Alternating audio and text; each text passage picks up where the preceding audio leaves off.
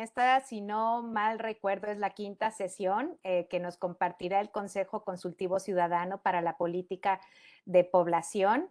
En esta quinta sesión, la maestra Laurelisa nos va a presentar el Consenso de Montevideo y sus indicadores. Antes de leer su semblanza, no sé si la doctora Cárdenas quieras comentar algo o damos inicio. Yo creo que en aras de usar mejor el tiempo, damos inicio y mejor al final alguna idea que redondee lo que nos exponga la maestra Laura Lisa, por favor. Gracias. Claro que sí, Rosario. Entonces voy a leer la semblanza de la maestra Laurelisa para que ella después continúe con la presentación sobre el consenso de Montevideo y los indicadores. La maestra Laurelisa Pérez Gómez es investigadora en el Programa Universitario de Derechos Humanos de la Universidad Nacional Autónoma de México, donde coordina la vertiente de trabajo sobre investigación y desarrollo de indicadores para evaluación de la situación de los derechos humanos. Es actuaria y maestra en investigación de operaciones por la Universidad Nacional Autónoma de México. Desde 2014 desempeña el cargo honorífico de experta independiente en el Grupo de Trabajo para el Análisis de los Informes Nacionales para el Protocolo de San Salvador y fue su presidenta pro tempore entre 2020 y 2021.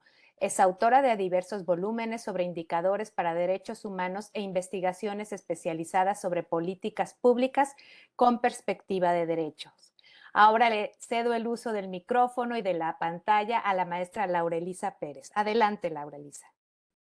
Muchas gracias. Muy buenas tardes a todas y todos. Es un honor poder estar aquí con ustedes en este ciclo de conferencias organizado muy acertadamente por la presidenta del Consejo Consultivo Ciudadano para la Política de Población del CONAPO, la doctora Rosario Cárdenas, a quien agradezco toda su amable gestión y proactividad para este tipo de acciones. Es un honor para mí formar parte de este Consejo Consultivo de la Política de Población de CONAPO y pues en esta ocasión hablaremos, como se comenta, eh, sobre el consenso de Montevideo. Voy a compartir la presentación. Espero no tener problemas. Estoy en esto. ¿Me indican si ya se ve completa y bien? Se ve completa y se ve bien, Laurelisa. Muchas gracias. Muchísimas gracias. Bien, pues en la presentación para este seminario la organicé en estas tres grandes elementos. Primero, comentarles de manera general lo que es el consenso de Montevideo y sus alcances. Después entraríamos a revisar de manera amplia, pero también con ciertos detalles, el conjunto de indicadores que se establecieron para dar seguimiento a este consenso y sus características que los hacen muy, muy especiales. Y por último, comentar con, de manera amplia qué posibilidades tiene México para hacer un reporte de este tipo de indicadores. El Consenso de Montevideo se aprueba en la primera reunión de la Conferencia Regional de Población y Desarrollo de América Latina y el Caribe, que precisamente se llevó a cabo en Montevideo, Uruguay, el 15 de agosto de 2013. La aprobación se hizo por 38 países miembros de la Comisión Económica para América Latina y el Caribe, y la intención de este documento es dar seguimiento al programa de acción del Cairo establecido en 1994 de Naciones Unidas.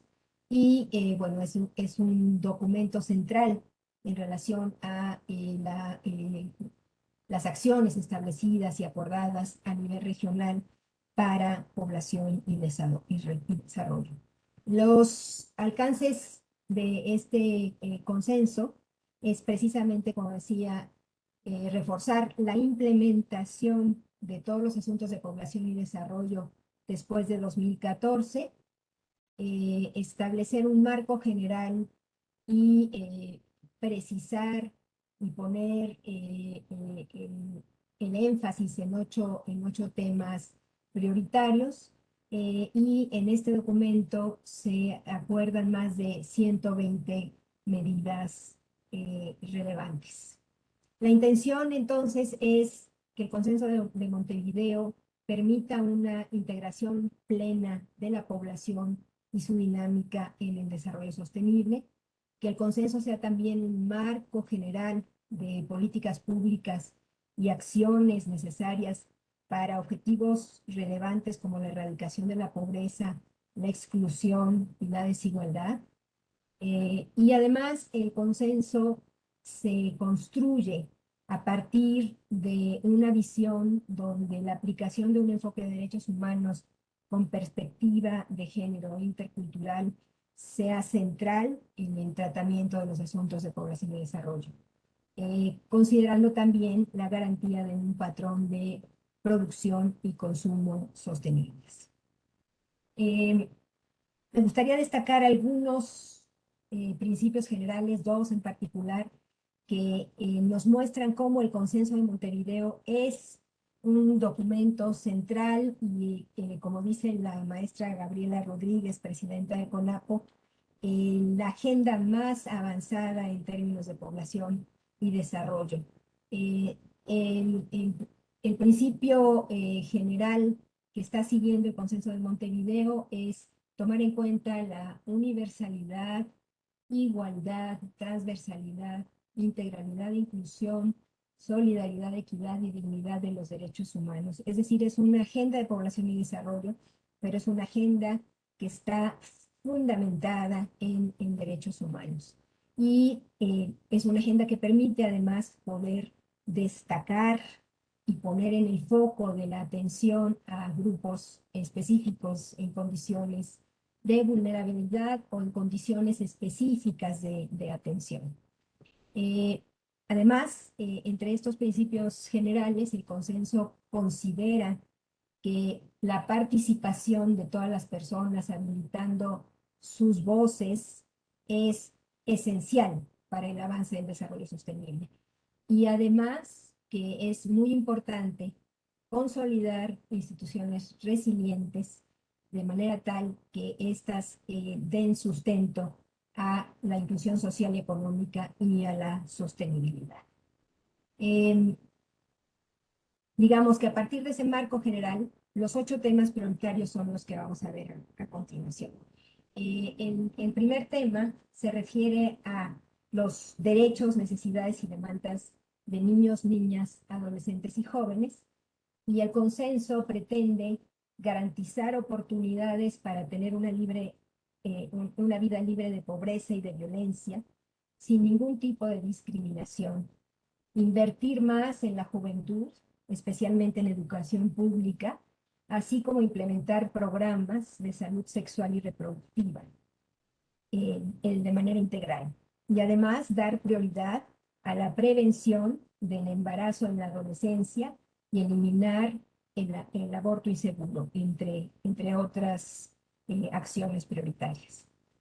En el capítulo sobre envejecimiento, protección social y desafíos socioeconómicos, se pretende formular políticas con enfoque de género que aseguren un envejecimiento de calidad, incorporar a las personas mayores como foco prioritario de los programas públicos y también ampliar los sistemas de protección y seguridad social.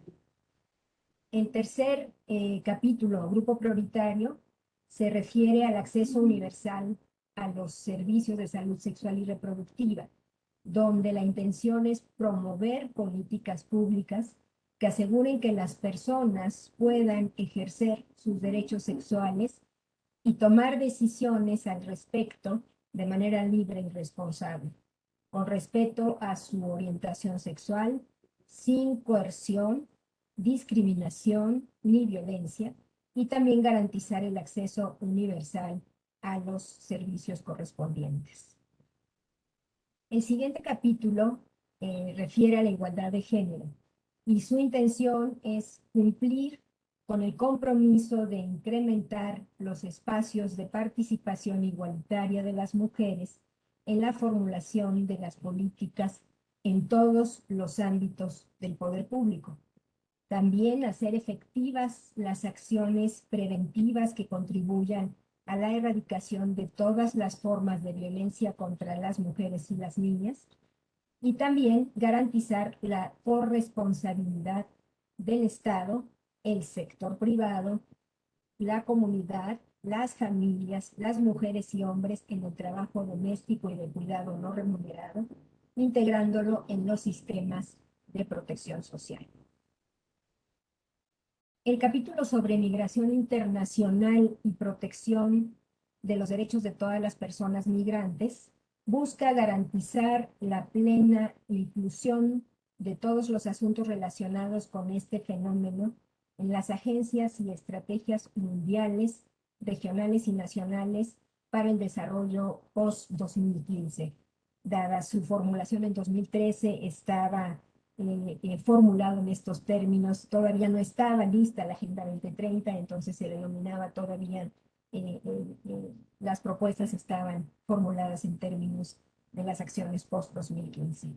Brindar asistencia y protección a personas migrantes, respetando cabalmente sus derechos, y asimismo promover la suscripción de convenios bilaterales y multilaterales de seguridad social que incluyan a los trabajadores migrantes. En el capítulo sobre desigualdad territorial, movilidad espacial y vulnerabilidad ambiental, se busca construir territorios más articulados y cohesionados mediante el diseño y ejecución de planes de gestión urbana con una visión centrada en las personas y planificar el desarrollo territorial con perspectiva de derechos humanos y de género. Por lo que respecta al capítulo de pueblos indígenas, interculturalidad y derechos, el objetivo se centra en respetar las disposiciones de la Declaración de las Naciones Unidas sobre los Derechos de los Pueblos Indígenas, así como las del Convenio 169 de la Organización Internacional del Trabajo, exhortando a los países a ratificarlo. Asimismo, se insta a garantizar los derechos territoriales de los pueblos indígenas y a prestar especial atención a su movilidad y desplazamientos forzados y desarrollar políticas que permitan el consentimiento libre e informado en los asuntos que les afecten. Por último, en el capítulo de afrodescendientes, derechos y combate al racismo y la discriminación racial, el objetivo es aplicar las disposiciones de la Conferencia Mundial contra el Racismo, la Discriminación Racial, la Xenofobia y las formas conexas de intolerancia, así como abordar las desigualdades de género, raza y generacionales, especialmente la discriminación que sufren las mujeres y jóvenes de este grupo poblacional. En términos generales, estos son los grandes alcances del consenso y yo me quiero centrar, dado que este es mi tema de trabajo en el cual me he dedicado los últimos 20 años, a los indicadores establecidos para el consenso y mostrarles cómo los indicadores de seguimiento pueden ser muy relevantes para que cada uno de los países o las regiones específicas puedan ir avanzando en cumplir con estos grandes objetivos establecidos. Los indicadores para el consenso de Montevideo son también indicadores muy avanzados y de hecho son indicadores para algunos de los cuales todavía se está trabajando en la definición de los mismos. Comentarles que son indicadores que tienen en su eje de construcción el enfoque basado en derechos humanos.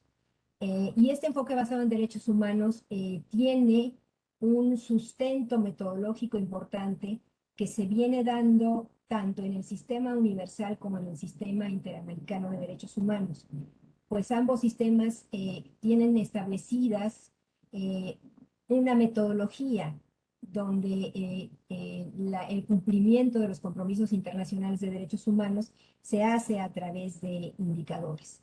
Y estos indicadores se construyen tomando como base estándares específicos de derechos humanos establecidos en todo lo que se denomina el corpus iuris de los derechos, con la intención de poder valorar a fondo las acciones, los procesos y los resultados que los estados están presentando en relación con estas materias. Los indicadores de derechos humanos, a diferencia de otros sistemas de indicadores, se estructuran en formatos de matrices, con la intención de poder evidenciar en las matrices de los indicadores el flujo de las políticas y su construcción, así como la existencia de procesos específicos de institucionalidad en cada uno de los estados que permitan cumplir con los derechos. Y en este contexto, para cada uno de los derechos para los cuales existen indicadores en el sistema universal y en el sistema interamericano, se cuenta con entre 60 y 120 indicadores por derecho. Es una cifra que a todo el mundo le asusta, pero cuando uno revisa la importancia de contar con esta riqueza de información para valorar las acciones de los estados, se puede percatar de que este es un procedimiento de seguimiento que no deja elementos de interpretación al aire, sino que está basado en evidencias objetivas para poder valorar todos los pasos que los estados están dando para el establecimiento y cumplimiento de los derechos. Comentarles en particular que en el Sistema Interamericano de Derechos Humanos, la metodología de indicadores es obligatoria para los estados que son parte del Protocolo de San Salvador. El Protocolo de San Salvador es el protocolo adicional a la Convención Americana sobre Derechos Económicos, Sociales, Culturales y Ambientales. Y estos indicadores son obligatorios. México es parte de este protocolo, ratificó este protocolo desde los años 90 y a partir del 2011 en la Asamblea General de la OEA se aprueba la utilización de estos indicadores para poder valorar el cumplimiento de los estados en relación con los derechos establecidos en este protocolo. También un sistema similar de indicadores en el sistema interamericano es obligatorio para el seguimiento de la Convención de Belém do Pará, que como todas ustedes saben, es la convención que sirve para prevenir la violencia y la discriminación contra las mujeres en la región. Perdón.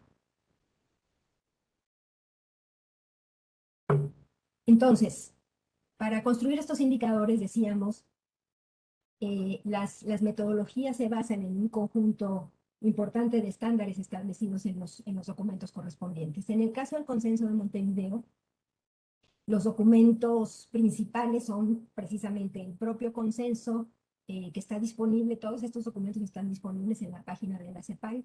Los documentos sobre indicadores, los dos últimos, de pronto son un poco difíciles de localizar, pero si ustedes ponen la clave que está indicada en esta lámina, los encuentran sin problema. Entonces, se tiene como base el documento del consenso que, como decíamos, es de agosto de 2013. Después, en 2015, en la segunda reunión de la Conferencia Regional de Población y Desarrollo que se llevó a cabo en Ciudad de México, se aprueba la guía operacional para la implementación y seguimiento del consenso. En la guía se definen una serie de acciones más específicas para alcanzar los grandes objetivos establecidos en los diversos capítulos que acabamos de ver previamente. Y desde 2015 se establece la propuesta de generar un grupo de trabajo que pudiera establecer este conjunto de indicadores que pudiera dar seguimiento al consenso. De esta manera, en el 2018, en la siguiente reunión regional del consenso, la CEPAL presenta esta inicial propuesta de indicadores y sus metadatos, la cual se continúa afinando y revisando de manera tal que en 2019 se tiene un informe complementario. Con estos documentos como base, como les decía, se considera además las siguientes bases para construir los indicadores. Primero, estos indicadores deben de estar considerando un enfoque de derechos humanos, es decir, que tomen en cuenta como marco conceptual los documentos del derecho internacional de los derechos humanos, de manera tal que haya un sistema coherente de principios y reglas en el ámbito de desarrollo. El propio documento de 2018 de la CEPAL indica que como mínimo para tener certeza de que el enfoque de derecho ha sido incorporado en las políticas, debiera de estar cumpliendo con los siguientes atributos. Primero, que se reconozca a las personas como titulares de derechos y no como beneficiarios de programas que están sujetos a la disposición que quiera hacer de ellos un determinado gobierno o Estado, sino que se reconozca a la dignidad humana como inherente y en consecuencia se respete y se avance en el acceso a los derechos de las personas. Y como elemento consustancial, que estas políticas puedan ser exigibles y que tengan un elemento central de participación de las personas en su definición. Esos son los elementos básicos que se resaltan en el documento de Consenso de Montevideo para considerar que el enfoque de derechos humanos está transversalizando la definición de las políticas y acciones y, por supuesto, considerado también en la definición de los indicadores. El siguiente enfoque que está considerado en la base de la construcción de estos indicadores es el enfoque de género. Y la intención es promover procesos de transversalización de este enfoque, de manera tal que se potencie la acción, la responsabilidad y el liderazgo de los mecanismos para el adelanto de las mujeres. Y de manera central, que se asignen recursos para que esto ocurra. También en este caso, el documento señala que las políticas estarían cumpliendo con este enfoque si están cumpliendo como mínimo con alguno de los siguientes atributos. Que mejoren, que estén destinadas estas políticas a mejorar las condiciones de vida de las mujeres y garanticen sus derechos humanos, que resuelvan problemas específicos planteados por las propias mujeres y que apunten a la igualdad y al pleno ejercicio de los derechos humanos de las mujeres. Y como tercer elemento transversal, se considera indispensable en el Consenso de Montevideo un enfoque de interculturalidad. En este caso, también se considera que las políticas públicas deben contener los siguientes atributos como mínimo. Primero, que se respeten los derechos humanos por parte de todos los colectivos sociales, que se dé una defensa de los valores y prácticas democráticas, que se dé un claro respeto de la ley y del Estado de Derecho, que haya una defensa de la cohesión social de los territorios por encima de intereses específicos de colectivos de poder, que haya fomento de la gestión cooperativa entre los diversos colectivos sociales, que todo ello se dé en base, por supuesto, al respeto a la diferencia, que se logre una integración y convivencia de las diferentes aportaciones culturales y se fomente también la interacción y construcción del sentido de identidad y pertenencia a los territorios por parte de todas las personas. Bueno, con este conjunto de bases transversales, en el 2018 se establecieron 140 indicadores para dar seguimiento al consenso de Montevideo. Y los indicadores están distribuidos, como se ven en esta tabla, de acuerdo con los capítulos que ya revisamos. En relación con el marco general o el capítulo de integración plena de la población, se tienen ahí un 18% de los indicadores, 25 indicadores establecidos aquí.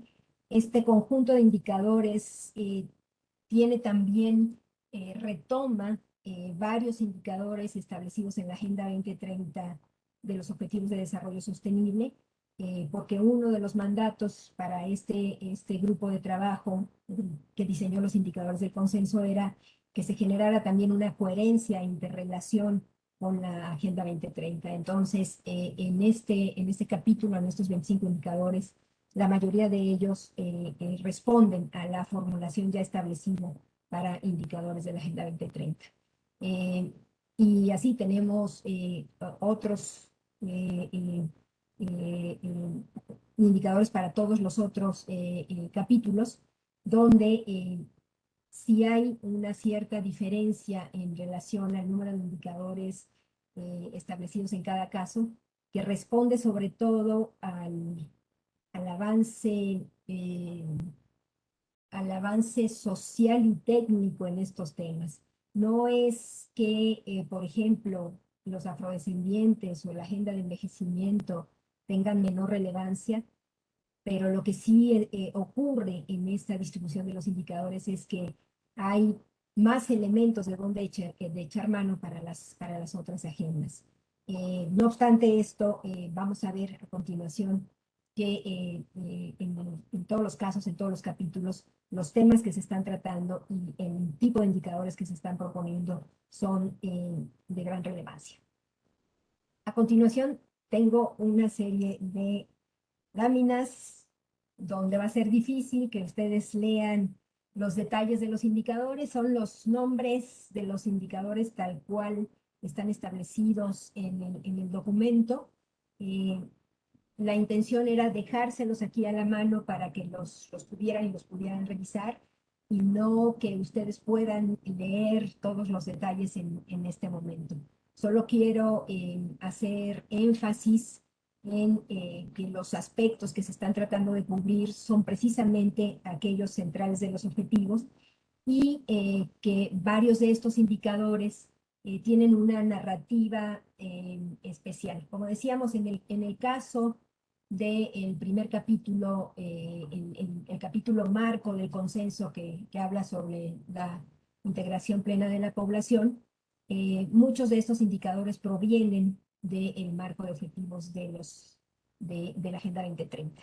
Y en consecuencia tienen, digamos, la fortaleza de contar con metodologías aprobadas a nivel global, porque son los indicadores globales del marco global de los Objetivos de Desarrollo Sostenible, y la ventaja adicional de que varias agencias internacionales han estado trabajando en la promoción de la generación de datos para estos indicadores. Entonces, entre los temas importantes que se cubren en este capítulo marco están, por supuesto, la valoración de diferentes medidas de pobreza de la población, sin olvidar también elementos necesarios para medir la desigualdad entre las personas.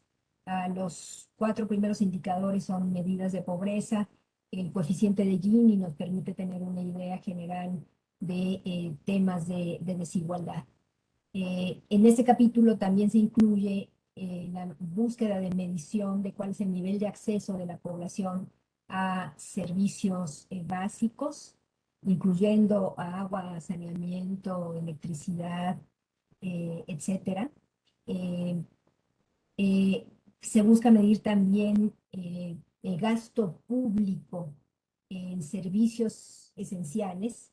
Así está denominado el indicador servicios esenciales. Desde el punto de vista de las personas que trabajamos derechos, tendríamos que decir es el gasto público que se asigna a derechos sociales de la población, y aquí se destacan los temas de educación, salud, y protección social de manera particular.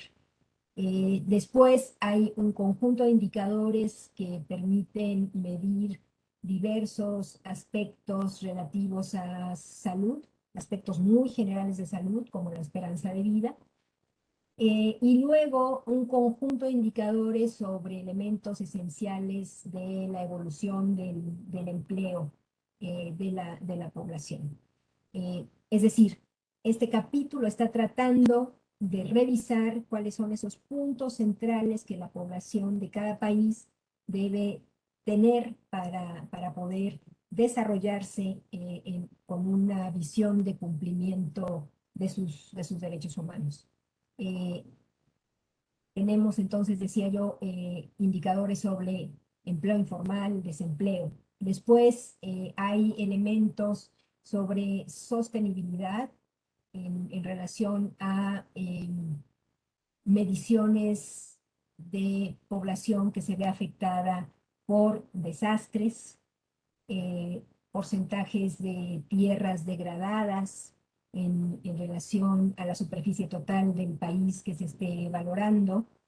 Eh, Después hay elementos centrales sobre medición de violencia para poder acercarnos a valorar medidas de cumplimiento de un desarrollo con paz y tranquilidad. También se ponen aquí indicadores centrales acordados a nivel global para medir la discriminación. En este caso, el indicador típico es este que vemos en el renglón número 20, es la proporción de la población que declara, este es un indicador que se tiene que obtener a través de una encuesta, que afortunadamente tenemos en México, una encuesta ya levantada por el CONAPRED, proporción de la población que declara haberse sentido personalmente discriminada o acosada en los últimos 12 meses por motivos de discriminación prohibidos por el derecho internacional de los derechos humanos. También se busca medir en este marco general la existencia de mecanismos de amplia participación en que estén incluidos actores no gubernamentales y que esta participación se dé de manera institucionalizada y no fortuita. Y por supuesto, se trata de identificar cuál es la disponibilidad en el país de las políticas y estrategias específicas para atender la agenda de población y desarrollo, que de manera además explícita estén transversalizando las propuestas del consenso de Montevideo. Y también, por supuesto, se incluye aquí la identificación de los indicadores que se estén produciendo en el país para darle seguimiento al consenso. Como pueden ver, este es un conjunto amplio de indicadores. Otra cosa que les hago notar aquí, desde el principio, es que el consenso establece indicadores cuantitativos, todos los indicadores, la mayoría de los indicadores del marco de la Agenda 2030 están establecidos a través de medidas numéricas, medidas estadísticas, que nos permiten medir a través de ya sea registros administrativos, levantamiento de encuestas y otro tipo de instrumentos que permitan hacer mediciones numéricas del comportamiento de diferentes aspectos del cumplimiento de los derechos de la población, pero también se incluyen indicadores cualitativos. Por ejemplo, en el renglón número 21 se busca la existencia de una institución pública encargada de la coordinación de los temas de población y desarrollo. Y en este caso, los países lo que tienen que presentar es la evidencia de que esas instituciones existen como tales. Y bueno, llamar la atención de la importancia de construir en el seguimiento de este tipo de indicadores que no son indicadores de gestión, que no son indicadores operativos de medición de cuántos informes hace el gobierno o cuántos oficios desarrolla, sino que pretenden ir al fondo de los compromisos. En consecuencia, la existencia de evidencias objetivas o de elementos estructurales de cómo los gobiernos están desarrollando determinadas acciones para cumplir con estos programas son también muy importantes. Me voy a ir más rápido en los siguientes capítulos para no abrumarlos. He comentado que para toda persona que tenga interés se le pueda dar acceso a esa presentación y como decía, aquí pueden ustedes tener la lista completa de los indicadores ya sintetizados, pueden ir a los documentos amplios que comentamos previamente, pero bueno, aquí podrán tener una guía y una referencia rápida. En el capítulo segundo sobre derechos de niños, niñas, adolescentes y jóvenes, eh, la CEPAL define 18 indicadores. Perdón, de pronto veo mensajes del chat que no alcanzo a identificar y si hay alguna pregunta para mí, me disculpan que no esté atenta a ella, pero al final si quieren, lo podemos comentar. Me parece que podemos guardar las preguntas y los comentarios para el final. Decía yo, tenemos 18 indicadores en este capítulo de derechos de niñas, niñas y adolescentes, donde se quiere destacar la importancia de medir cómo evoluciona el trabajo infantil, con objeto, por supuesto, de erradicar ese trabajo que es prohibido de acuerdo con las legislaciones nacionales o eventualmente que puede ser peligroso para niñas y niños entre 5 y 17 años. Se busca también, y esto como veíamos desde los principios centrales que se establecen para el consenso, en todos los casos, la participación de los diferentes grupos de población es fundamental. Y en este caso, la intención es eh, conocer cuántas instancias gubernamentales cuentan con mecanismos de participación de adolescentes y jóvenes en las decisiones públicas. Pero no solo eso, el siguiente indicador, el B4, busca medir el porcentaje de adolescentes y jóvenes que efectivamente han participado en alguna instancia en las que se definen políticas públicas. Ni qué decir que este indicador B4 es uno de los que cuesta trabajo medir y para los cuales no se cuenta con mucha información a nivel de la región. También en el conjunto de indicadores para conocer la situación de este grupo importante de población de niños, niñas, adolescentes y jóvenes, se busca identificar los avances en relación con educación de calidad. Y el indicador, si ustedes lo miran, es un indicador que por definición se ve maravilloso y en consecuencia es muy difícil de medir. Es el indicador 6 y dice, porcentaje de población escolar que estudia en establecimientos educativos, que ofrece una formación laica, intercultural, libre de discriminación, gratuita y de calidad. Es un indicador complejo, pero es un indicador al cual estaríamos apostando para que la niñez y juventud de todos los países pudieran tener acceso a este tipo de educación.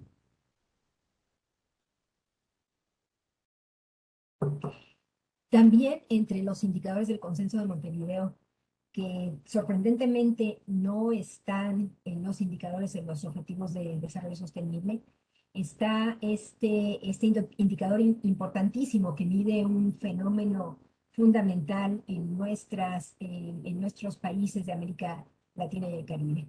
Es el relativo al porcentaje o la proporción de jóvenes que no estudian, no tienen empleo y no reciben capacitación. Este segmento de población es un segmento de población prioritaria, es un segmento sobre el cual el Consenso de Montevideo llama la atención para poder identificar acciones, estrategias y políticas que apoyen a este grupo particular de personas jóvenes en esta situación. En consecuencia, el poder dar seguimiento a este conjunto de personas y ver cómo esa cantidad de personas va variando en el tiempo es un elemento central en la medición del cumplimiento del consenso.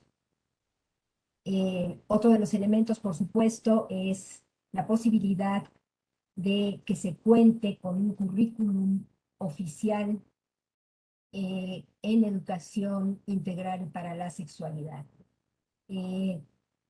Además, se aclara que la intención es que este currículum siga los criterios del consenso de Montevideo y que considere los estándares internacionales sobre la materia. En consecuencia, el metadato o la ficha técnica de este indicador, cuando ustedes revisan el documento de la CEPAL, va a establecer una serie de requisitos que deben de cumplir este alineamiento curricular para que se pueda considerar que se está cumpliendo con el indicador. Otro de los temas centrales, y ustedes lo conocen a fondo porque en particular el CONAPO ha estado desarrollando una campaña importantísima en relación con el embarazo adolescente, está también enfocado entre el conjunto de acciones importantísimas y específicas que se llevan a cabo para este grupo de población. Y en consecuencia, hay un buen número de indicadores que están tratando de dar seguimiento a este problema, desde la fecundidad de adolescentes, el porcentaje de mujeres jóvenes que tienen su primer hijo antes de los 20 años, la proporción de mujeres que están casadas o mantienen una unión estable antes de cumplir los 15 años, es decir, diferentes focos de atención para tratar de caracterizar el fenómeno y medirlo apropiadamente, es una apuesta para tratar de obtener soluciones apropiadas. Bueno, también hay otros indicadores sobre, por ejemplo, el porcentaje de adolescentes que desertan del sistema educativo por embarazo, crianza o unión. Es decir, entender que el embarazo adolescente tiene una serie de implicaciones en la vida de las personas de este grupo de población y en consecuencia tener establecidas las acciones necesarias para avanzar en el tema.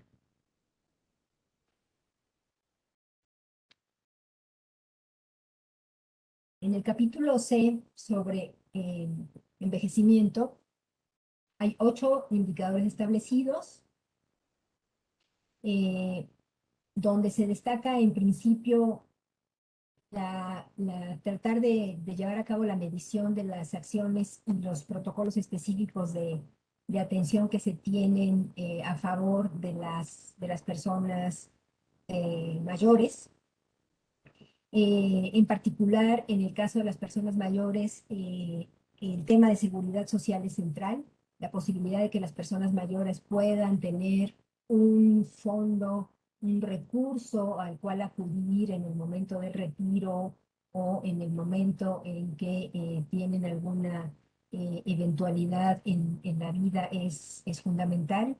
Y entonces, uno de estos indicadores es precisamente identificar el porcentaje de trabajadores que ya están cotizando en sistemas de seguridad social. También la cobertura de los sistemas de protección social y asistencia social para tomar en consideración este fenómeno de gran relevancia en la región que se refiere al empleo informal. En consecuencia, los sistemas de seguridad social formales no son los únicos ni suficientes para la atención de la población, sino también se requiere identificar aquellos sistemas de atención no contributiva para la población en el momento de su retiro. Eh, Entre los temas de salud que destacan en relación a las personas mayores, se trata de identificar en qué medida los centros de atención a la salud empiezan a incluir cuidados paliativos ya como prestaciones básicas. Eh, el tema de envejecimiento está claramente relacionado con la transición demográfica que se vive en todo el mundo y es un tema crucial para el cual todo el mundo tiene que estar preparado. Y bueno, en el caso de América Latina y el Caribe tenemos una cierta ventaja, dado que nuestra transición demográfica empezó un poco después que los países europeos. Y bueno, hay una serie de elementos relevantes sobre los cuales poner el foco, pero sobre los cuales los países tienen que empezar a trabajar desde ahora. Por eso la importancia de establecer las acciones y dar seguimiento a través de los indicadores de las mismas. También se toma en cuenta en este capítulo la medición de personas mayores víctimas de violencia. Eh, por supuesto, el hecho de que existan procedimientos y protocolos de atención preferencial para las personas mayores. En el siguiente capítulo sobre salud sexual y reproductiva, la doctora Maricruz Moradas nos puede decir que tiene muchísimo trabajo con estos 23 indicadores. Hay una serie de enfoques relevantes que se tienen que dar en el tema de salud sexual y reproductiva, donde, pues por supuesto, en principio la intención es medir que existan niveles adecuados de servicios para que la población pueda tener acceso y disponibilidad suficientes a servicios, pero servicios definidos de manera integral. La atención de la infección por el virus de VIH es también uno de los puntos importantes que se miden acá. Se mide también la existencia de métodos eh, anticonceptivos suficientes. Eh, está destaca, por ejemplo, en el indicador número 4, el conocimiento de aquellos centros de salud que ya hayan implementado protocolos actualizados de la atención en salud sexual y reproductiva, que tengan este enfoque de género, enfoque intercultural y pertinente para las diferentes edades. Es decir, vuelvo a hacer énfasis, el consenso de Montevideo no se conforma, o los indicadores del consenso de Montevideo son lo suficientemente avanzados para no conformarse con la base de decir, bueno, existen servicios de atención a la salud sexual y reproductiva, ¿qué porcentaje de la población tiene acceso? No basta con eso. En el consenso de Montevideo se pide que además de que existan los servicios, cumplan con características específicas para que realmente se puedan considerar, se pueda avanzar en esta gran agenda de desarrollo de la población. También, por supuesto, en este conjunto de indicadores está lo relativo a la atención materna, lo referente a la atención de aborto seguro y también la disponibilidad, al menos a nivel de legislación, que permita la interrupción voluntaria del embarazo. Hay una serie de indicadores que intentan medir que las personas estén tomando decisiones informadas en relación con sus derechos sexuales y sus derechos reproductivos. Por ejemplo, el indicador D17 busca medir la proporción de mujeres de entre 15 y 49 años que toman sus propias decisiones informadas sobre relaciones sexuales, el uso de anticonceptivos y la atención de la salud reproductiva. Cuando uno ve el metadato de este indicador, es muy interesante porque quienes hemos visto estas estadísticas estamos acostumbrados a decir, bueno, le vamos a preguntar a las mujeres si tomaron la decisión sobre sus relaciones sexuales, sobre el uso de anticonceptivos y si tienen servicios de atención a salud reproductiva, y si en alguna de estas tres nos responde que sí, el indicador pasa. Pero la ficha de metadatos del Consenso de Montevideo dice no. Para que el indicador le podamos poner una palomita, solamente vamos a contar a aquellas mujeres que han respondido positivamente a las tres preguntas. Es decir, estamos buscando un cumplimiento de alto nivel en relación a las expectativas, en este caso de las mujeres. También se trata de medir discriminación por orientación sexual, también buscar establecer encuestas para poder identificar a la población que conoce sus derechos y las condiciones para acceso a la atención en salud sexual y reproductiva. Y bueno, buscar que todas estas acciones y las instituciones públicas que las llevan a cabo tengan un enfoque de protección de los derechos sexuales en los procedimientos que se establezcan. En cuanto a igualdad de género, no sé cómo voy de tiempo, tenemos hora y media, sí, ¿verdad? Bueno, en cuanto a igualdad de género, el consenso establece 17 indicadores. Yo creo que me voy a ir un poquito más rápido para que nos dé tiempo de comentar y hacer este diálogo al final. En igualdad de género hay 17 indicadores y los aspectos destacados se centran en la existencia de mecanismos para el desarrollo de las mujeres, leyes y políticas que garanticen la paridad y el acceso al poder de las mujeres, la existencia de presupuestos específicos con enfoque de género. En el tema de presupuestos con enfoque de género, las asociaciones y agrupaciones de mujeres y feministas han hecho un avance importantísimo a lo largo de todo a lo largo y ancho del globo, pero en particular en la región de América Latina y el Caribe hay un avance importante en medición de presupuestos con perspectiva de género, y bueno, aquí se trata de reflejar esos indicadores.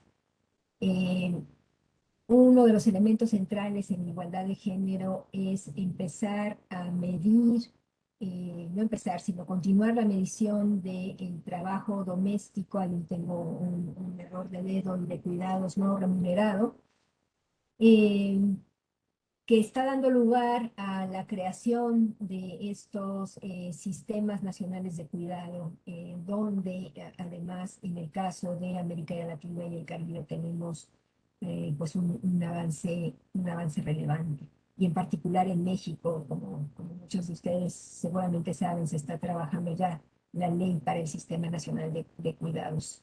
Es uno de los elementos importantísimos que surge y que es apoyado por el Consenso de Montevideo. Por supuesto, la intención también es tener elementos para medir la no discriminación de las mujeres, buscar también incluir un enfoque de nuevas masculinidades en los contenidos mínimos de la currícula de enseñanza básica y secundaria. Es decir, el enfoque de género, la igualdad de género no solamente tiene que ver con las mujeres. Para este indicador E11, la CEPAL todavía no se ha puesto de acuerdo de cuáles son los criterios específicos con los que se debe de medir este indicador. Es decir, hay indicadores propuestos con esta visión de futuro de la importancia que pueden tener estos elementos, pero sobre los cuales todavía hay discusión de qué específicamente se debe de estar midiendo. Entonces, desde mi punto de vista, el establecer estos indicadores todavía sin una precisión específica de medición es también importante y un avance relevante dentro de los elementos del consenso de Montevideo. Por supuesto están los indicadores de atención a la violencia basada en género y efectivamente también la búsqueda de la identificación de la tasa de femicidio, como se le llama en algunos países de la región, o feminicidio, en términos de homicidios de mujeres de 15 años y más de edad.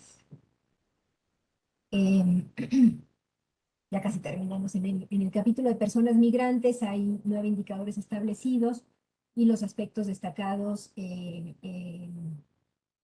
están en la existencia de legislaciones y medidas destinadas a combatir la discriminación contra las personas migrantes, eh, la existencia y la aplicación de políticas migratorias basadas explícitamente en la protección de derechos de las personas, en la atención que se le puede dar a estos grupos de personas en términos de seguridad social, sabiendo que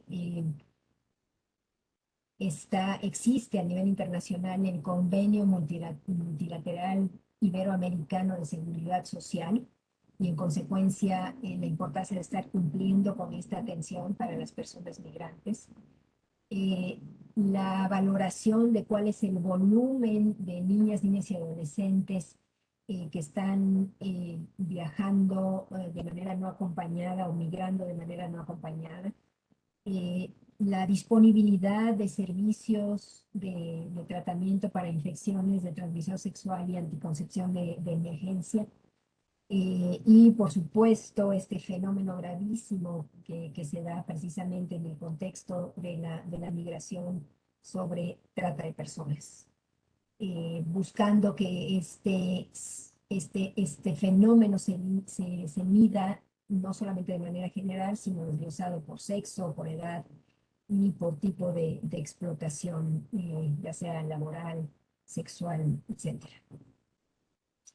Sobre desigualdad territorial hay 16 indicadores y aquí se busca identificar facilidades de transporte, por ejemplo, en términos del tiempo promedio en minutos que las personas tienen que realizar para un viaje de ida a sus trabajos, la medición de posibles delitos en casa-habitación, la disponibilidad de actividades de servicios y actividades recreativas para las personas, la existencia, una vez más, de mecanismos de participación directa de la sociedad civil para la planificación y gestión urbana que funcionen además con regularidad y democráticamente, es decir, como siempre, vimos ya en varios indicadores del consenso, no basta con que midamos si hay mecanismos de participación, sino que tenemos que asegurarnos que funcionen con estas características, regularidad y que sean democráticos, que existan planes desarrollados, planes urbanos con enfoque de derechos, y que se midan también la existencia de barrios marginales, asentamientos informales, población asentada en zonas de riesgo, niveles de contaminación, por ejemplo, por partículas PM2.5 y PM10, que de por sí es un indicador de los objetivos de desarrollo sostenible, la cantidad de energías limpias que se están generando como proporción del total en el país, y buscar también la identificación de acciones nacionales de consumo y producción sostenibles que se han incorporado como prioridad en las políticas nacionales. En relación con pueblos indígenas hay 16 indicadores donde se busca principalmente, o bueno, como elemento base, que los países estén ratificando y cumpliendo el convenio 169 sobre los derechos de los pueblos indígenas de la Organización Internacional de Trabajo, así como que se reconozcan los derechos incluidos en la Declaración de las Naciones Unidas sobre los derechos de los pueblos indígenas.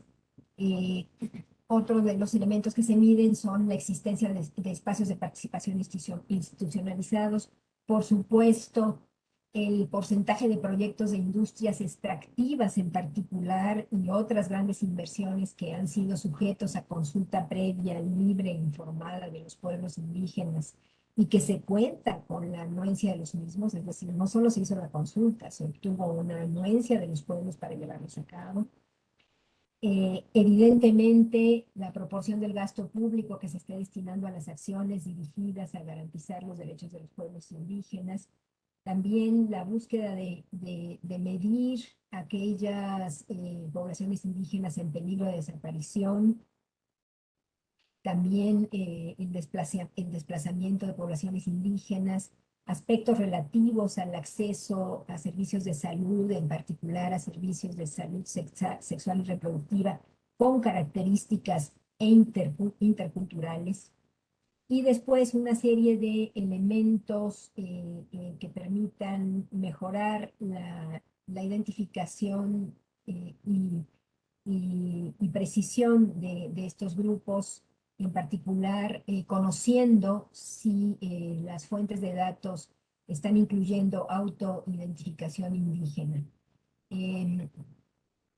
Asimismo, se mide la presencia de representantes de pueblos indígenas en delegaciones que participen en espacios intergubernamentales y también la cantidad de escaños ocupados por personas indígenas.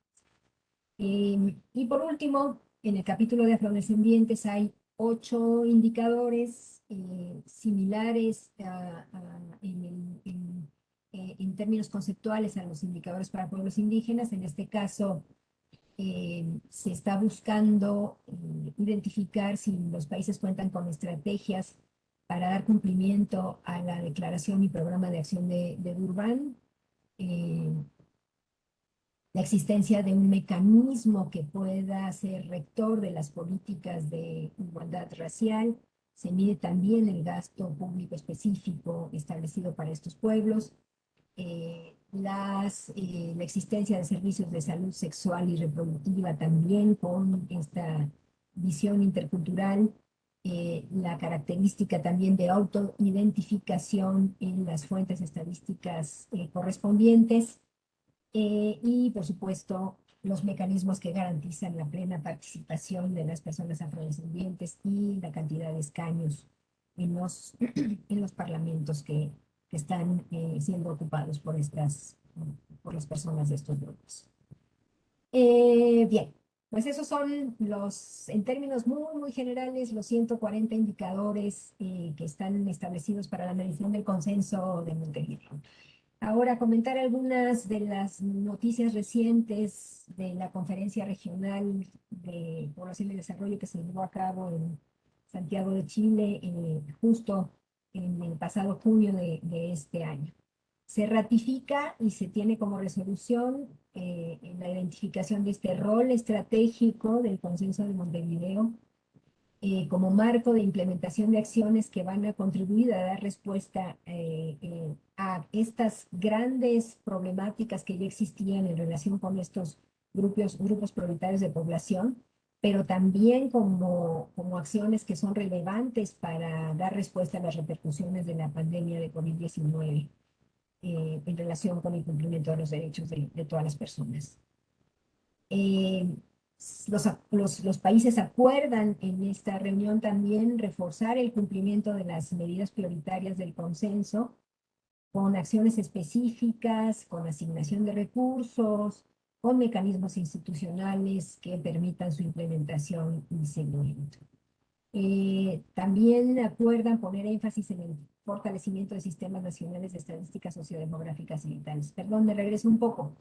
En esta reunión, la CEPAL presentó también un documento importantísimo donde mide en términos generales qué está pasando con el cumplimiento del consenso a lo largo de estos nueve capítulos. El documento está disponible en la página de la CEPAL, no se los puse en la lista que incluí más arriba, pero también es un documento importantísimo para consulta, para tener una idea de cómo se están moviendo estos indicadores y este cumplimiento del consenso en la región. Y también en esta reunión se abrió la plataforma virtual para seguimiento regional del consenso, en esa dirección que ustedes pueden ver ahí, y ahí ya están algunos de los datos específicos en un formato interactivo. Es una plataforma accesible que vale la pena consultar. El último tema. ¿Qué posibilidades tenemos en México para avanzar en el reporte de estos 140 indicadores? De acuerdo con los estudios que hemos desarrollado desde el Programa Universitario de Derechos Humanos, podemos estar optimistas en relación con este tema.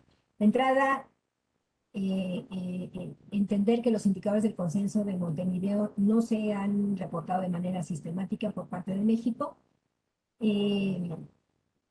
Entonces, el Programa Nacional, perdón, el Programa Universitario de Derechos Humanos ha propuesto que este seguimiento de los indicadores puede realizarse utilizando la plataforma informática de lo que se denomina el Sistema Nacional para la Evaluación del Nivel de Cumplimiento de los Derechos Humanos, que es una plataforma donde la UNAM intervino para su establecimiento y que busca la transparencia del Estado mexicano en relación con el cumplimiento de derechos.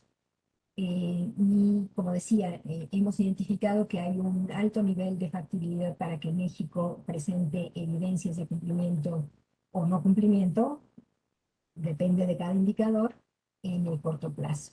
Esta es la plataforma que les comento. El Sistema Nacional de Evaluación del Cumplimiento de Derechos Humanos es un compromiso que se estableció desde el Programa Nacional de Derechos Humanos del sexenio pasado, pero que se ratifica también en el Programa de Derechos Humanos en este sexenio.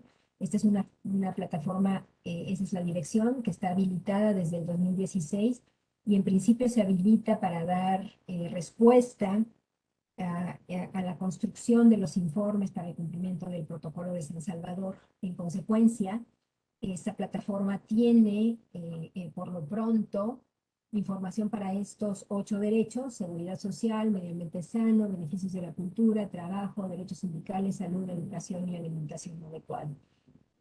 A la fecha, en la plataforma hay 750 indicadores, 443 de los cuales son cualitativos, es decir, presentan evidencia de si el país cuenta con determinadas leyes, programas, políticas, mecanismos, jurisprudencias, etcétera, etcétera, y 307 indicadores cuantitativos. Esta plataforma tiene la ventaja de incorporar un conjunto importante de entidades y dependencias subordinadas, más de 80 entidades y dependencias subordinadas que proporcionaron información tanto a nivel cualitativo como cuantitativo. Esta plataforma la pueden consultar y les comento que está en proceso de actualización, dado que México debe de presentar su cuarto informe de cumplimiento al protocolo de San Salvador a fines o principios del próximo año.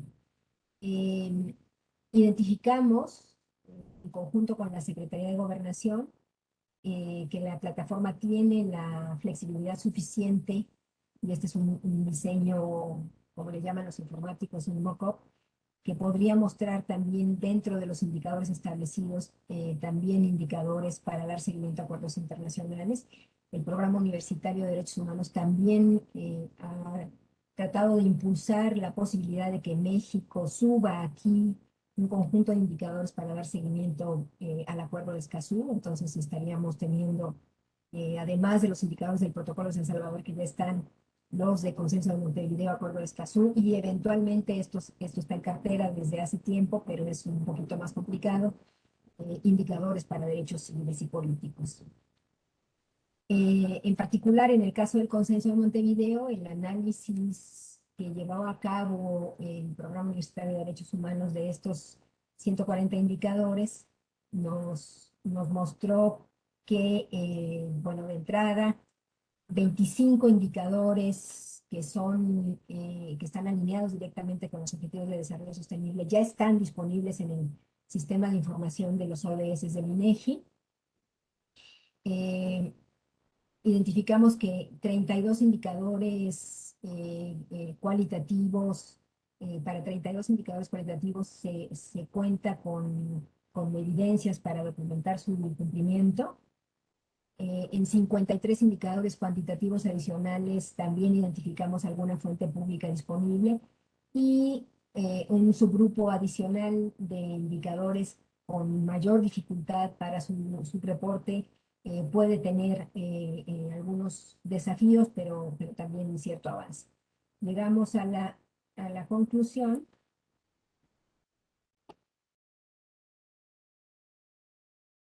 Pero bueno.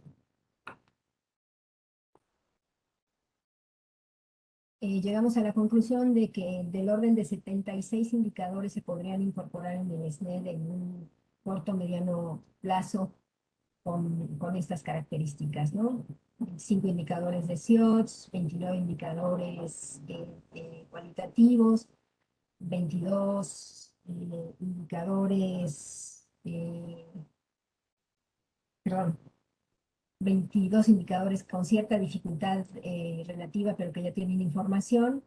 Hay un 38% de indicadores que necesitan una revisión más profunda y un 8% que no tienen información. Bueno, son 6:20, me extendí demasiado. Aquí en la presentación tengo algunos ejemplos de indicadores que ya tienen datos para México de este tipo.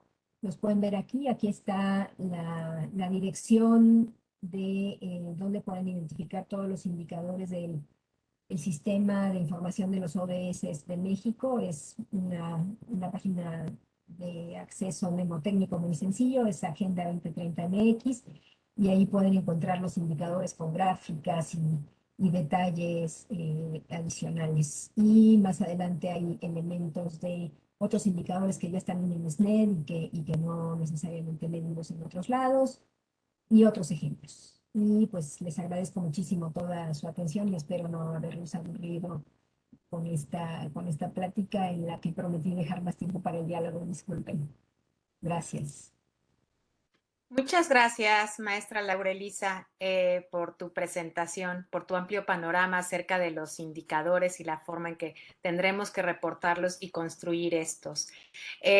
Voy a permitirme, hay dos preguntas en el chat acerca de los indicadores, que quieren conocer los indicadores y que les pasemos los indicadores. Voy a escribir en el chat, voy a poner la dirección de la plataforma de indicadores del Consenso de Montevideo para que ustedes puedan tener acceso a ella y revisarlos con calma. Y a partir de esa página pueden tener acceso a los documentos que dan cuenta del primer informe regional, de las fichas de metadatos, etcétera. Entonces, esas son las cuestiones que identifico en el chat, pero ahora le cedo el uso del micrófono a la doctora Cárdenas. No veo alguna otra pregunta. Si alguien quisiera comentar, por favor, en el chat, escríbanos su pregunta o levante la mano y podemos darles el uso de la voz. Pero entre tanto, se animan, doctora Cárdenas, por favor. Muchas gracias. Y muchas gracias a la maestra Laurelisa Pérez por este panorama tan didáctico de algo que es particularmente complejo, porque la forma como está estructurado el Consenso de Montevideo trata de recuperar todo lo que la región requiere para reducir las desigualdades y atender a aquellos grupos de la población con mayor vulnerabilidad. Y eso hace entonces un esquema muy complejo porque esta es una región muy heterogénea y eso tiene que verse reflejado ahí. Es una de las razones por las cuales no coincide totalmente con los ODS. Y es uno de los elementos que cuando alguien no está familiarizado con los documentos, le parece a veces paradójico, a veces limitante de alguno de los dos esquemas, y sin embargo son bastante complementarios. Y la exposición que la maestra nos ha hecho es una forma de decantar cómo es que cada uno de estos indicadores va enlazándose, cómo responden también a otras acciones que vamos teniendo en otras áreas, y finalmente cómo el país se posiciona para responder a derechos humanos de una manera mucho más profunda que lo que solíamos tener tan solo hace una década. El consenso de Montevideo está por cumplir 10 años, el año que entra. Ha sido difícil, como ya lo comentó, el reportar todos los indicadores porque estos 140 indicadores implican varias bases de datos.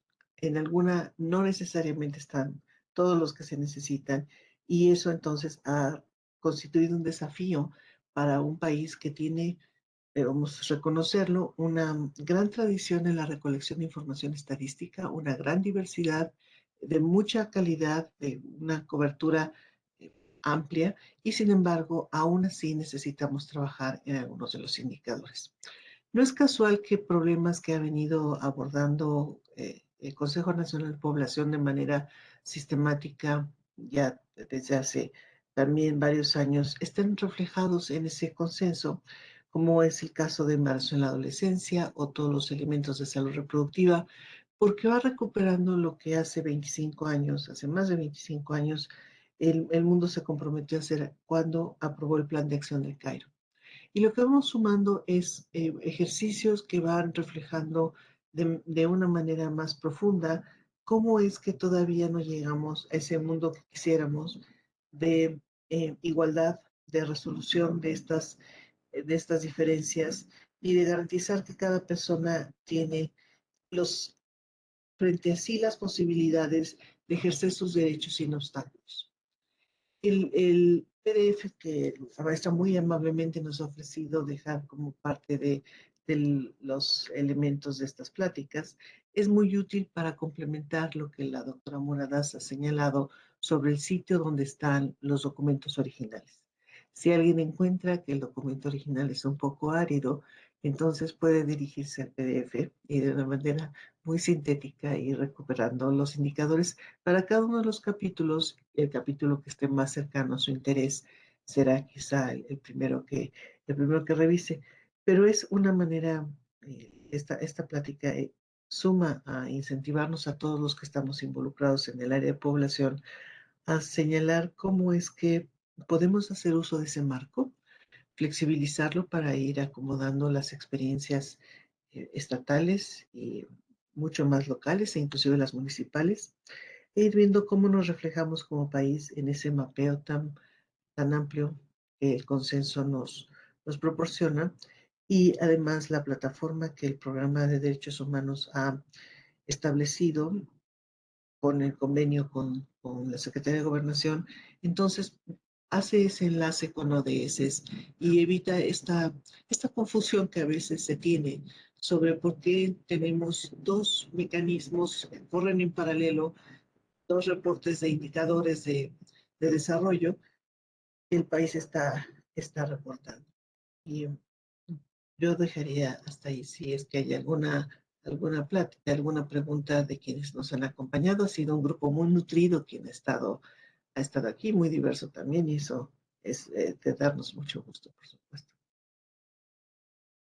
Muchas gracias, doctora Cárdenas. No identifico alguna pregunta en el chat. No sé si alguien quiera levantar la mano. Quiero agradecer la presencia del Consejo Estatal de Puebla, del Estado de México, de Tlaxcala, que están aquí acompañándonos, lo mismo que de otras personas que forman parte del Consejo Consultivo Ciudadano, como Esperanza Delgado, la doctora Isalia, la doctora Vargas, el doctor Felipe Gaitán, la doctora Clara Salazar, la doctora Susana Lerner, la doctora Rosa María Rubalcaba, la doctora Marisol Luna, que están aquí muy atentas a esta presentación.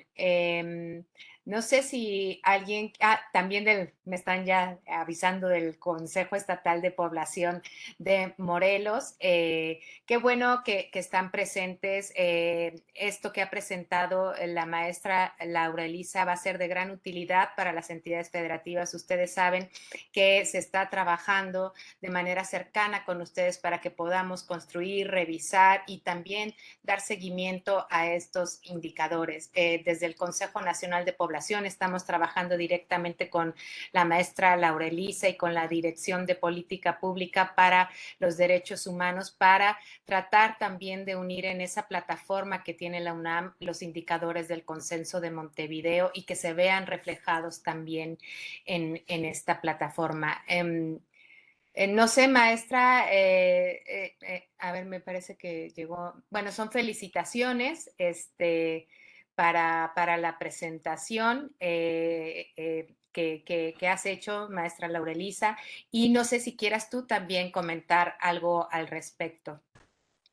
Bueno, aclarar solo por el comentario reciente, la plataforma es oficial del Gobierno de México. La plataforma está alojada en el sistema en las computadoras de la Secretaría de Gobernación.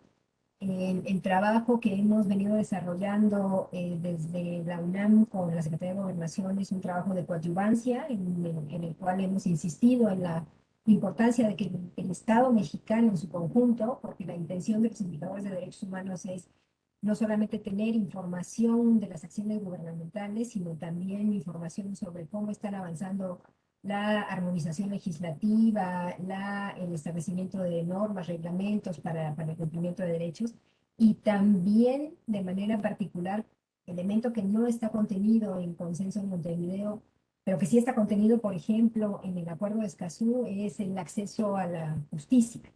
Entonces, también tenemos un conjunto de indicadores específicos del Poder Judicial en esta plataforma. Les invito a revisarla. Es el Sistema Nacional de Evaluación del Cumplimiento de los Derechos Humanos.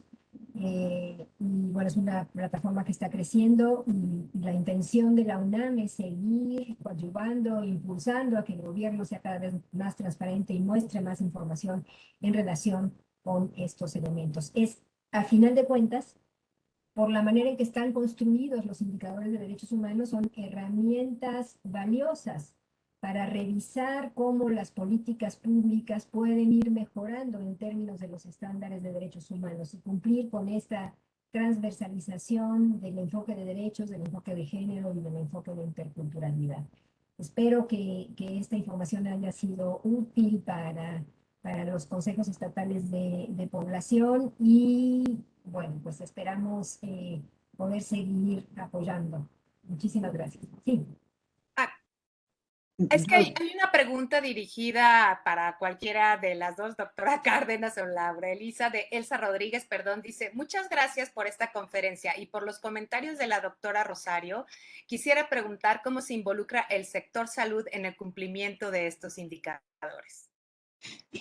Yo diría que todo gobierno, al proporcionar la información de lo que están haciendo y procesar estos datos para generar los indicadores, hay un enlace natural entre quienes están dando seguimiento o quienes organizan la información, como es el caso del Programa de Derechos Humanos, y lo que el gobierno hace. Y en el caso de CONAPO, las actividades que monitorea de manera más estrecha en esa relación estratégica con sus socios particulares, como puede ser el Centro de Equidad de Género y algunos otros, la Unidad de Política Migratoria, el propio INEGI, van dando cuenta de cómo van avanzando los indicadores ODS, los indicadores que se han señalado del programa de derechos o en este caso lo del consenso de Montevideo.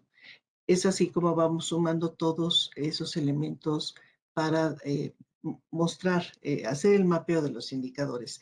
Y luego cuando se publican, cuando están disponibles, no solamente para quienes nos interesa como parte de nuestro trabajo, sino para la sociedad, entonces también estamos cumpliendo con el elemento de rendición de cuentas y con el derecho a la información. Y eso es igualmente importante para la población. Y antes de dejar quizá el último minuto para las doctoras Moradas y la maestra Laura Elisa Pérez, invitarlos el próximo mes, el 25 de agosto, tendremos la plática a cargo de la doctora Estalia Nava y es muy apropiada porque da seguimiento a estos temas es sobre seguridad económica en edades avanzadas y el Consenso de Montevideo, a diferencia de los ODS, sí tiene un espacio para envejecimiento. Y como Econapo nos ha hecho saber de manera muy atinada, estamos en un proceso acelerado de envejecimiento en el país. Así que la intersección entre saber cuáles son las condiciones económicas de la población adulta mayor y qué posibilidades tendríamos de transformar esa condición en el medio plazo forma parte de lo que nos deja el Consenso de Montevideo en la búsqueda de reducir desigualdades y vulnerabilidades. Gracias. Laura Elisa, hay otras dos preguntas, ¿te parece que te las lea para que contestes si quieres también comentar esta y las dos que hay más en el chat? La doctora Gaby Mejía de CONAPO dice, la pandemia nos dejó muchos retos, entre ellos la actualización de sistemas de información. ¿Cómo podemos convencer a las autoridades que llevan dichos sistemas, invertir en dichos sistemas para poder contar con una información oportuna? Hay felicitaciones de Coespos y también hay una pregunta del doctor Felipe Gaitán. Dice, excelente y concisa presentación de un tema complejo. ¿Cuál es el nivel de cumplimiento de los indicadores del Estado mexicano, del Consenso de Montevideo y las ausencias al día de hoy? Gracias. Muchísimas gracias por todas las preguntas. No solo el sector salud está involucrado en este tipo de respuestas, como ya habíamos comentado. De entrada, es la plataforma del Sistema Nacional de Evaluación y Cumplimiento de Derechos Humanos se construye para dar respuesta al cumplimiento de los compromisos del Protocolo de San Salvador, que incluye los DESCA que mencioné, o sea, está salud, educación, seguridad social, alimentación, cultura, medio ambiente, trabajo y derechos sindicales. Entonces, todas las instancias que participan en estas carteras están involucradas, pero desde el enfoque de derechos, no solamente la idea de que el derecho lo cumple la cabeza de sector que se llama como el derecho es tal. La intención de la definición de los indicadores de derechos humanos es mostrar que los estados en su conjunto tienen obligaciones para con los derechos. Y siguiendo con el ejemplo del derecho a la salud, también hay acciones educativas necesarias para cumplir con el derecho a la salud. Hay otros elementos importantes en relación con el cumplimiento de condiciones del entorno básicas para que la salud se dé, como agua, saneamiento, etcétera. Es decir, la intención de estas matrices, que son un poco complejas para medir cada derecho, es esto: mostrar esa interrelación, esa coordinación indispensable que se requiere entre los diversos segmentos de los países y a la vez con los diferentes poderes, no solamente la ejecución de las políticas, sino también la definición de las mismas en términos legales y reglamentarios y el segmento judicial de las mismas. Entonces, esa es la idea. Hay en estos indicadores participación, como yo decía, de más de 80 entidades del Estado mexicano. En relación con indicadores oportunos para la pandemia, es un reto importantísimo. Los informes para el protocolo de San Salvador se hacen cada 3 años. Los indicadores del protocolo de San Salvador se actualizan cada 3 años, aunque estamos intentando buscar un compromiso con la Secretaría de Gobernación para que aquellos indicadores que tienen un periodo de actualización, sobre todo los indicadores cuantitativos, mucho más preciso en términos de tiempo, mucho más oportuno, se pudieran ir subiendo de manera importante. Pero por lo pronto, como este es un trabajo que se realiza también en coordinación con la Cancillería, se ha hecho de manera específica cada 3 años. Pero en efecto, indicadores cada 3 años no nos sirven para situaciones como las pandemias. necesitamos tener sistemas estadísticos más profundos, coincido con eso, y eso también implica recursos. Estaremos avanzando desde la academia, seguimos impulsando este tipo de propuestas para convencer a los gobiernos de la importancia de poder tomar y construir y redefinir políticas públicas con base en evidencia.